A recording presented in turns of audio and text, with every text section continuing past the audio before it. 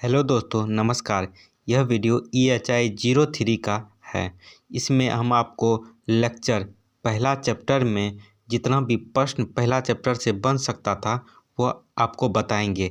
ये ब्लॉक ए मतलब पहला किताब है EHI 03 का। देखिए उसका मुख्य बिंदु क्या है।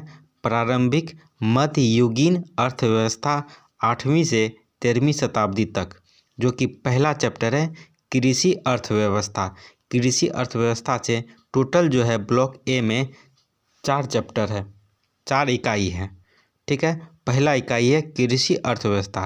कृषि अर्थव्यवस्था पहला चैप्टर जो है, इसे हम कोशिश करके 3 प्रश्न निकाले हैं। ये 3 प्रश्न आप देख लीजिएगा। तो आप यदि ये खंड पढ़िएगा भी नहीं, आप यदि सिर्फ ये 3 क्वेश्चन देख लेते हैं अच्छा से, तो आपका वो कवर हो जाएगा यह चैप्टर कृषि अर्थव्यवस्था। देखते हैं पहला प्रश्न। 8वीं शताब्दी से 12वीं शताब्दी में कृषि विस्तार का उल्लेख कीजिए। दूसरा है 8वीं शताब्दी से 12वीं शताब्दी में कृषि संगठन की प्रकृति की चर्चा कीजिए। तीसरा है 8वीं से 13वीं सदी की कृषि अर्थव्यवस्था के स्वरूप की चर्चा कीजिए। इन तीनों प्रश्न का विस्तार से उत्तर हम जानेंगे। उससे पहले आप लोग से एक रिक्वेस्ट है कि ये पहला वीडियो है, लेक्चर 1 है। ऐसा ही लेक्चर 2 जब डालेंगे तो प्लेलिस्ट में आप चेक कर लीजिएगा, प्लेलिस्ट में मिल जाएगा। इसी तरह EHI 03 का प्लेलिस्ट बना होगा, आप प्लेलिस्ट में जाके वो देख सकते हैं। चलिए स्टार्ट करते हैं। उससे पहले आप लोग से एक रिक्वेस्ट करना चाहते हैं, जो भी नए स्टूडेंट हैं मेरे चैनल पे आए हैं वो चैनल को सब्सक्राइब कर दें, बेल आइकन का घंटा दबा दें। चलिए स्टार्ट करते हैं, ज़्यादा टाइम नहीं लेंगे आप लोग का, स्टार्ट करते हैं। देखते हैं पहला प्रश्न। 8वीं शताब्दी से 12वीं शताब्दी में कृषि विस्तार का उल्लेख कीजिए। 8वीं शताब्दी से 12वीं शताब्दी के बीच में जो कृषि का विस्तार हुआ उसका उल्लेख इस प्रश्न में आपको देंगे। आइए देखते हैं उत्तर। ब्रह्मदेव। देखिए ब्राह्मणों को जो जमीन के रूप में दान दिया जाता था उसी को ब्रह्मदेव। और अग्रहार, अग्रहार का मतलब हुआ अग्रहार बस्तियों। इसका मतलब हुआ कि राजा की तरफ से ब्राह्मणों को बस्तियां भी दी जाती थी। बस्तियां यानी गांव के रूप में, एक गांव भेंट के रूप में दिया जाता था, वही हुआ। में कृषि विस्तार की शुरुआत हुई। ये ब्राह्मणों को 4वीं सदी के बाद से दिए गए भूमि अनुदान थे। बाद की सदियों में यह कृषि विस्तार एकरूप एवं सार्वभौमिक हो गया। 8वीं और 12वीं सदी में इस प्रक्रिया का विस्तार हुआ। कृषि विकास की प्रक्रिया पराकाष्ठा पर जा पहुंची, जो कि धार्मिक और धर्मनिरपेक्ष लोगों जैसे ब्राह्मण, मंदिरों और राजा की सरकार के अधिकारियों को मिले भूमि अनुदानों के कारण संभव हो सका। हालांकि भौगोलिक और पारिस्थितिकीय कारकों की वजह से इस विकास में कई महत्वपूर्ण क्षेत्रीय विविधताएं आ गई। भौगोलिक और कालानुक्रमिक प्रतिरूप। खेती का विस्तार सिर्फ खाली ज़मीन पर ही नहीं हुआ, बल्कि जंगलों को भी साफ करके हुआ। यह एक निरंतर प्रक्रिया थी और यह प्रारंभिक मध्ययुगीन कृषि अर्थव्यवस्था की एक मुख्य विशेषता रही है। कुछ विद्वानों का यह मत है कि भूमि अनुदान पहले बाहर पिछड़े और जनजातीय क्षेत्रों में हुआ और बाद में धीरे धीरे गंगा की घाटी तक फैल गया, जो कि ब्राह्मणवादी संस्कृति का केंद्र थी। ब्राह्मण पिछड़े और आदिवासी क्षेत्रों में मौसम, खेत जोतने, सिंचाई और पशु की रक्षा के विशेष ज्ञान से कृषि प्रक्रिया को नियंत्रित कर सकते थे और खेती के नए तरीके का प्रचार कर सकते थे। हालांकि यह बात पूरे भारत के लिए सच नहीं है, क्योंकि भूमि अनुदान व्यवस्थित तथा स्थानीयबद्ध खेती वाले क्षेत्रों और दूसरे पारिस्थितिकीय क्षेत्रों में भी प्रचलित था। इन भूमि अनुदानों का उद्देश्य इन सब क्षेत्रों को नई अर्थव्यवस्था से जोड़ना था। आइए पॉइंट देखते हैं। नेक्स्ट, वैचारिक पृष्ठभूमि। जमीन के दान का विचार दान के महत्व को दर्शाता है। ब्राह्मणवादी ग्रंथों में ब्राह्मणों को दान या उपहार देना पुण्य कमाने का और पाप को नष्ट करने का सबसे सही तरीका बताया जाता है। ऐसा प्रतीत होता है कि ब्राह्मणों को जीविका उपलब्ध कराने के लिए यह एक पहले से सोची समझी कोशिश है।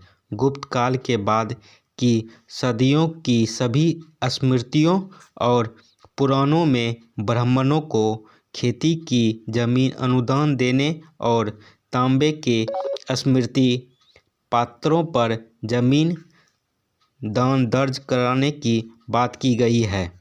दान में दी जाने वाली कई प्रकार की वस्तुएं होती थी, जैसे खादानी में अनाज, धान इत्यादि। चल संपत्ति में जैसे सोना, मुद्रा इत्यादि। चल संपत्ति मतलब जो बाजार में चले। अचल संपत्ति मतलब हुआ जैसे अचल संपत्ति भी दिया जाता था। उसमें क्या क्या दिया जाता था, जैसे खेती की ज़मीन, बाग मतलब बगीचा और रहने योग्य ज़मीन। आइए देखते हैं आगे। दान की वस्तुओं के अंतर्गत हल, गाय, बैल भी आते थे। ब्राह्मणों को दिए जाने वाले दानों में जमीन का दान सबसे उत्तम माना जाता था। दान के दुरुपयोग की स्थिति में अभिशाप मतलब पाप, इसका दुरुपयोग करना मतलब जमीन दे के वापस ले लेना, अभिशाप मतलब पाप लिखता था। उनके अनुसार का भागी बनने के भय या ब्राह्मणों को दी गई दान की जमीन को वापस लेने की प्रथा ने दान की प्रक्रिया को बनाए रखा। वही हम बताएं कि यदि कोई ब्राह्मण को जमीन दान दिया जाता था, यदि उसको वापस लेना चाहता था तो पाप का भागी बनता था ब्राह्मणों के अनुसार। इस प्रकार भूमि अनुदान धर्मशास्त्र में प्रतिपादित एक निश्चित कानूनी तरीके के अनुसार दिया जाता था। प्रारंभ में भूमि अनुदान मुख्यतः वैदिक पुजारी का मतलब हुआ क्षेत्रीय अग्नि पुजारी, समझे, को दिया जाता था। लेकिन 5वीं से 13वीं सदी के बीच मंदिर के पुजारियों को भी भूमि अनुदान दिया जाने लगा। 8वीं सदी के बाद कृषि विस्तार और संगठन में मंदिर एक संस्थान के रूप में एक केंद्रीय भूमिका अदा करने लगा। देखिए, 8वीं सदी के बाद कृषि विस्तार जो हुआ, संगठन में मंदिर एक संगठन के रूप में काम करने लगा। जो भी जमीन जाता था तो मंदिर एक संगठन था, संगठन के नाम से जमीन दान दिया जाने लगा। दक्षिण भारतीय संदर्भ में मंदिर को दिए गए अनुदान, चाहे वह भूमि लोगों पूरे गांव के रूप में हो या देवदान के रूप के नाम से जाने जाते हैं। यह बात जोर देने लायक है कि जो प्रक्रिया एक फुहार के रूप में शुरू हुई थी, वह बाद में एक शक्तिशाली धारा मतलब हुआ एक्ट, कानून बन गई। भू संपत्ति प्राप्त करना सिर्फ ब्राह्मणवादी मंदिरों तक ही सीमित नहीं था। गैर ब्राह्मणवादी धार्मिक संस्थान जैसे बौद्ध या जैन विहार मतलब हुआ समूह या बसाढ़ी भी, विशेषकर कर्नाटक, आंध्र प्रदेश गुजरात और पूर्वी भारत मतलब बिहार और उड़ीसा वाले क्षेत्र में जमींदार बनने के लिए एक दूसरे से प्रतिस्पर्धा करने लगे। आइए देखते हैं दोस्तों दूसरा प्रश्न। देखते हैं दूसरा प्रश्न क्या है। 8वीं शताब्दी से 12वीं शताब्दी में कृषि संगठन की प्रकृति की चर्चा कीजिए। 8वीं शताब्दी से 12वीं शताब्दी में कृषि संगठन का प्रकृति क्या था, उद्देश्य क्या था उसका, उन सारी चीज़ों की चर्चा इस प्रश्न में करेंगे। आइए देखते हैं इसका उत्तर। 8वीं शताब्दी से 12वीं शताब्दी में कृषि संगठन और अर्थव्यवस्था बहुत जटिल थी। इसे अनुदान की क्षेत्रीय पद्धति के गहन अध्ययन और ब्रह्मदेय, गैर ब्रह्मदेय, यह ब्रह्मदेय मतलब समझ ही रहे, जो ब्राह्मण पूजा पाठ करते थे उसके उपलक्ष्य में उनको जो भूमि या गांव दिया जाता था उसी को ब्रह्मदेय, और गैर ब्रह्मदेव जो ब्राह्मण नहीं था उनको भी उपहार के रूप में कुछ दिया जाता था, उसको गैर ब्रह्मदेय कहलाता। और मंदिर भी उस टाइम एक संस्थान के रूप में काम करता था, तो वो भी एक रूप से उपहार में मंदिर के नाम पे दिया जाता था जमीन। अनुदान व्यवस्था की भूमिका एवं चरित्र से समझा जा सकता है। भूमि अधिकार ही प्रकृति और विकास, जमीन से जुड़े विभिन्न वर्गों की परस्पर अंतर्निर्भरता तथा उत्पादन और वितरण प्रक्रिया भी इसको समझने में मदद करते हैं। आइए देखते हैं विभिन्न प्रकार की कृषि बस्तियों का स्वरूप तथा भूमिका। कृषि बस्तियों और उनका स्वरूप का क्या कार्य था, कृषि संगठन को एकीकृत करने में उसका क्या प्राकृतिक था, उनका भी पॉइंट बाय पॉइंट चर्चा करते हैं।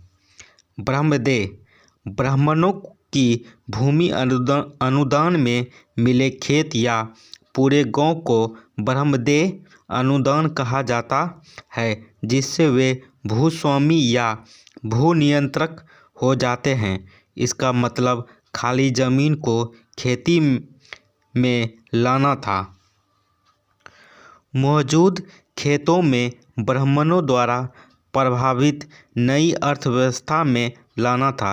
इन ब्राह्मणों ने विभिन्न सामाजिक आर्थिक वर्गों को नौकरी के जरिए और वर्ण व्यवस्था के अंतर्गत जातीय समूह के जरिए नई अर्थव्यवस्था में लाने में महत्वपूर्ण भूमिका अदा की। उदाहरण के तौर पर शूद्रों को कृषक वर्ग में लाने के लिए तत्कालीन ब्राह्मणवादी सामाजिक व्यवस्था में तार्किक रूप देने की कोशिश की। ब्रह्मदेय के रूप में भूमि अनुदान के प्रचलन की शुरुआत शासक वंशों द्वारा की गई और उसके बाद छोटे राजा और सामंत आदि भी इसका अनुसरण करने लगे। ब्रह्मदेय अनुदानों ने कृषि से विस्तार में सहायता क्यों की? ब्राह्मणों को जो उपहार के रूप में दिया जाता था जमीन, वो कृषि का विस्तार क्यों करते थे, उसका क्या कारण था? आइए देखते हैं। पहला पॉइंट, उन्हें बहुत से करों मतलब टैक्स में और दयों से पूरी तरह या कम से कम प्रारंभिक अवस्था में छूट मिली हुई थी। दूसरा, उन्हें बहुत तरह के विशेषाधिकार मिलते थे। आइए देखते हैं गैर धार्मिक अनुदान। 7वीं सदी के उपरांत राजकीय अधिकारियों को भी भूमि दान के रूप में वेतन दिया जाने लगा। इसका विशेष महत्व है क्योंकि इससे एक दूसरे जमींदार वर्ग का उदय हुआ जो ब्राह्मण नहीं थे। प्रशासनिक अधिकारियों को जमीन दान देने का उल्लेख काफ़ी प्रारंभ में 200 ईस्वी मतलब हो गया मनु के समय में मिलता है, लेकिन इसका ज़्यादा प्रचलन गुप्त काल के बाद हुआ। मध्य भारत मतलब मध्य भारत का क्षेत्र हो गया राजस्थान, गुजरात, बिहार और बंगाल के साहित्यिक ग्रंथों से पता चलता है कि मंत्री के रिश्तेदार और वैसे लोग जो रक्षा सेवाओं में संलग्न थे, उन्हें 10वीं से 12वीं सदी में कई तरह के अनुदान दिए गए। पाल भूमि चार्टर में उल्लेखित राजा, राजपुत्रा, रानका। देखिए, रानका का मतलब हुआ कि एक प्रकार का भूमि कर होता था जो वहाँ के राजा को देना पड़ता था। और महासामंत लोग मुख्यतः जमीन से जुड़े हुए जागीरदार थे। एक क्षेत्र के अधिकारियों को मिले अनुदान अलग अलग होते थे। आइए देखते हैं देवदान। अभिलेखों से यह विशेष प्रमाण मिलता है कि ब्राह्मण और गैर ब्राह्मण धार्मिक प्रतिष्ठानों को उपहार मिलते थे। ये स्थान कृषि बस्तियों के लिए केंद्र बिंदु का काम करते थे और सांस्कृतिक संक्रमण के जरिए किसान बस्तियों और जनजातीय बस्तियों को एकीकृत करते थे। मंदिर की जमीन पट्टे पर पट्टेदारों को दी जाती थी, जो उपज का एक बड़ा हिस्सा मंदिर को देते थे। ऐसे जमीन अग्रहार व्यवस्था के ब्रह्मदेव या महाजनों की सभा द्वारा संचालित की जाती थी। गैर ब्राह्मण बस्तियों में भी मंदिर मुख्य संस्थान के बन गए। मंदिर की जमीनें गैर ब्राह्मणों द्वारा बनाई गई मंदिर कार्यकारिणी समिति से संचालित होती थी, जैसे तमिलनाडु के विलालाज और कर्नाटक एवं आंध्र के ओकालू कंपालू आदि। जाति देखिए, ओकालू और कंपाली जो है ना, एक प्रकार का मंदिर है, उसके वो कार्यकारिणी समिति द्वारा संचालित किया जाता था। जाति संघ मंदिर के इर्द गिर्द काम करता था, जिसमें जाति मतलब जो वर्ण व्यवस्था था वो मंदिर के आसपास काम करता था, जिसमें विभिन्न वर्गों को जाति और कर्मकांडी स्तर दे दिया गया था। इस प्रक्रिया में वैसे लोग जिन्हें अशुद्ध और निम्न पैसे वाला समझा जाता था, निम्न पैसे मतलब छोटा काम करने वाला, वे अछूत समझे जाने लगे। उन्हें मंदिर में नहीं आने दिया जाता था। ब्राह्मण जो है उसको मंदिर में प्रवेश नहीं करने के लिए कहता था और उन्हें बस्ती के बाहर रहने को जगह दी जाती थी। आइए देखते हैं नेक्स्ट पॉइंट, भूमि अधिकार। भूमि अनुदान का एक महत्वपूर्ण पहलू अनुदान पाने वाले को दिए गए अधिकार हैं। दिए जाने वाले अधिकारों में वित्तीय और प्रशासनिक अधिकार भी हैं। करों में भूमि कर, जो राजस्व का एक बड़ा हिस्सा था और जिसे राजा या सरकार को दिया जाता था, जमीन प्राप्त करने वाले को सौंप दिया गया। ऐसी परिहार या छूट जिनका संदर्भ ताम्रपत्र और शिलालेखों में मिलता है, जिसमें छूट की बात दर्ज की गई है और जो वास्तव में राजा को देय होती थी, उसमें अदायगी पाने का अधिकार जमीन पाने वालों को हस्तांतरित कर दिया गया। ऐसा प्रतीत होता है कि यह धर्मशास्त्रों के आधार पर किया गया, जो भूमि पर राजा के अधिकार को स्थापित करना चाहते थे और ऐसे अनुदान को उचित ठहराते थे, जिससे बिचौलियों का उदय हुआ। ये देखते हैं तीसरा प्रश्न देखते हैं। 8वीं से 13वीं सदी की कृषि अर्थव्यवस्था के स्वरूप की चर्चा कीजिए। 8वीं से 13वीं शताब्दी के बीच में जो कृषि का अर्थव्यवस्था का स्वरूप कैसा था, उनके बारे में चर्चा करने के लिए कहा जा रहा है इस प्रश्न में। आइए देखते हैं इसका विस्तार से उत्तर।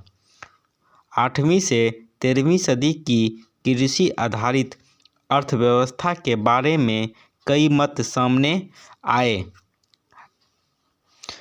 हैं। एक तरफ इसे सामंती अर्थव्यवस्था की उपज बताया जाता है, तो दूसरी ओर इसे किसान राज्य और समाज बताया जाता है। भारतीय सामंतवाद की मुख्य विशेषताएं। भारत में जो सामंती थे उनका क्या मुख्य विशेषता था, आइए चर्चा करते हैं पॉइंट बाय पॉइंट। टोटल जो है 5 पॉइंट है, इसी में से आपको अर्थव्यवस्था का स्वरूप भी मिल जाएगा। आइए देखते हैं। पदानुक्रम पर आधारित भूपति बिचौलियों का उदय। बिचौलिया मतलब राजा और किसान के बीच में जो लेन देन करने वाला होता था, किसान से लेके राजा को देना होता था, उसी बीच में जो रहता था वो उसको बिचौलिया कहते हैं। सामंतों राजकीय अधिकारियों और गैर आर्थिक आधार पर भूमि प्राप्त करने वालों को सैनिक कार्य करने पड़ते थे और उन्हें सामंती पदवी मिलती थी। अनुदान पाने वालों को अपनी भूमि पर खेती करवाने के लिए अपनी भूमि कई प्रकार के लोगों को देनी पड़ी, जिससे विभिन्न वर्ग के बिचौलियों का उदय हुआ। इसमें कुलीन, भूमिपति, पट्टेदार, जोतदार और कृषक थे। यह पदानुक्रम प्रशासनिक ढांचे में नजर आता था, जहां जमींदार जागीरदार संबंधों का उदय हुआ। दूसरे शब्दों में भारतीय सामंतवाद में जमीन का और उसकी उपज का असमान वितरण था। आइए देखते हैं दूसरा पॉइंट। दूसरा महत्वपूर्ण पहलू जबरन मजदूरी का प्रचलन था। ब्राह्मण और जमीन का दान पाने वाले अन्य लोग जबरन मजदूरी को उस टाइम विस्ती कहते थे, लेने के अधिकार का दावा करते थे। मूलतः जबरन मजदूरी राजा या राज्य का विशेषाधिकार था। इसे जमीन पाने वाले छोटे अधिकारियों, गांव अधिकारी और दूसरों को हस्तांतरित किया गया। सिर्फ चोल अभिलेखों में जबरन मजदूरी के 100 से ज़्यादा संदर्भ मिलते हैं, मतलब उसका अभिलेख मिलता है कि जबरन मजदूरी करवाया जाता था। यहाँ तक कि किसान और कारीगर भी विस्ती मतलब क्या हुआ, जबरन मजदूरी के अंतर्गत आते थे। इसके परिणाम स्वरूप कृषि दास प्रथा का उदय हुआ, जिसमें खेत मजदूर अर्धदास हो गए। तीसरा पॉइंट देखते हैं सामंतवाद का।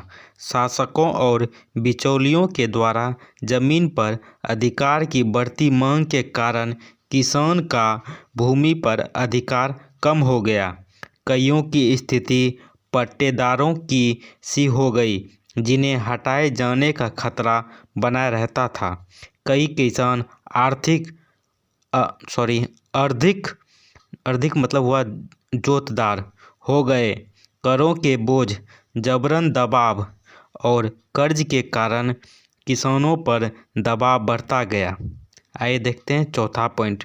कई तरीके के अधिशेष लिया जाता था।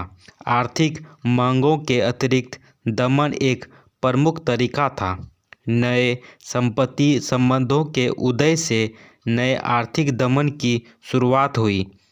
राजा चोल के अभिलेखों में लगभग 50 प्रकार के करों और राज्य की मांगों से बढ़ते हुए दबाव का पता चलता है। आइए देखते हैं लास्ट पॉइंट। यह एक अपेक्षाकृत आत्मनिर्भर अर्थव्यवस्था थी।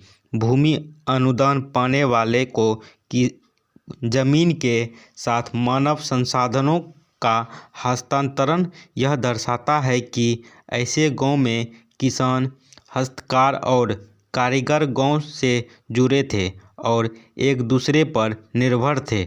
जमीन से उनका जुड़ाव अनुदान पाने वालों का उन पर नियंत्रण बनाए रखता था। संक्षेप में 500 सालों के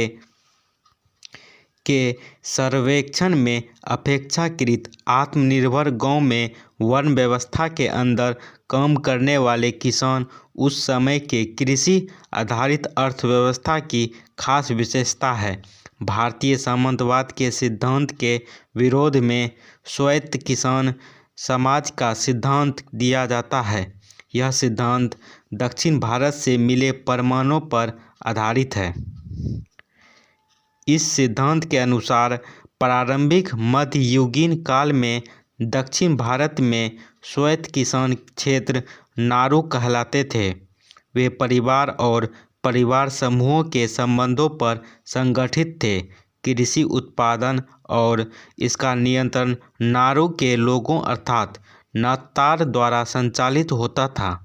नत्तार नारू की जनता को कहा जाता था। इसे संगठन के सदस्य वेल्लाल या गैर ब्राह्मण किसान थे।